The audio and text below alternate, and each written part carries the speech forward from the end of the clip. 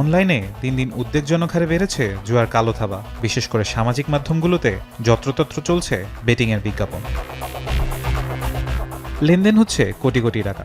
বিশেষ করে টার্গেট করা হচ্ছে তরুণ প্রজন্মকে। তরুণদের জুয়ার নেশা থেকে বাঁচাতে যুব ও ক্রীড়া মন্ত্রণালয় কি করছে তারই ফিরিস্তি দিলেন উপদেষ্টা। আমরা যুবকদেরকে নিয়ে কাজ করি, সেই জায়গা থেকে আমাদের একটা কনসার্ন আছে। আমরা আইন মন্ত্রণালয়, স্বরাষ্ট্র মন্ত্রণালয়ের সাথে কথা বলে এটাকে পুরোপুরি আইনের কাভারে নিয়ে আসবো। ফলে যে কেউ এটাকে প্রমোট করলে সেটাও আইনগতভাবে শাস্তিযোগ্য অপরাধ হবে এবং সেটাকে সেভাবে তখন আমরা ব্যবস্থা নিতে পারবো।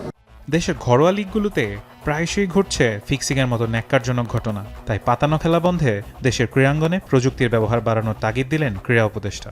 ফিক্সিং একটা গ্লোবাল প্রবলেম এবং ফিক্সিং এর ব্যাপারে আমরা এর মধ্যেই বিসিবির সাথেও কথা বলেছি। যেমন divisional first division, second division, third ডিভিশনের ম্যাচগুলোতেও ফিক্সিং এর অনেক অভিযোগ আসে। তো সেক্ষেত্রে পৃথিবীর বিভিন্ন দেশে কিন্তু টেকনোলজির মাধ্যমে এই ফিক্সিংটাকে অ্যাড্রেস করে থাকে। আমরাও সেটা নিয়ে কাজ করছি যাতে করে উন্নত টেকনোলজির মাধ্যমে ফিক্সিং সম্পূর্ণরূপে বন্ধ করা সম্ভব হয়।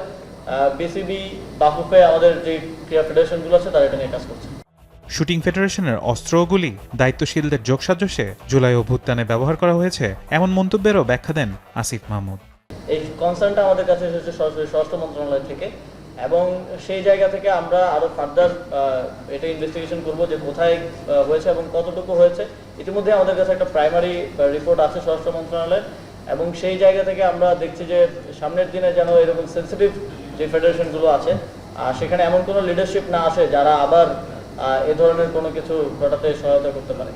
রোববার সন্ধ্যায় জাতীয় ক্রীড়া পরিষদে ক্রীড়াসেবী কল্যাণ ফাউন্ডেশনের আয়োজনে দুস্থ ও সুবিধাবঞ্চিত ক্রীড়াবিদদের অনলাইনে ভাতা বিতরণ কার্যক্রমের উদ্বোধন ঘোষণা করেন ক্রীড়া উপদেষ্টা। 2026 সাল থেকে মাসিক ভাতা 3000 টাকা দেওয়ারও ঘোষণা দেন উপদেষ্টা। ফারহান ইহসান, এখন, ঢাকা।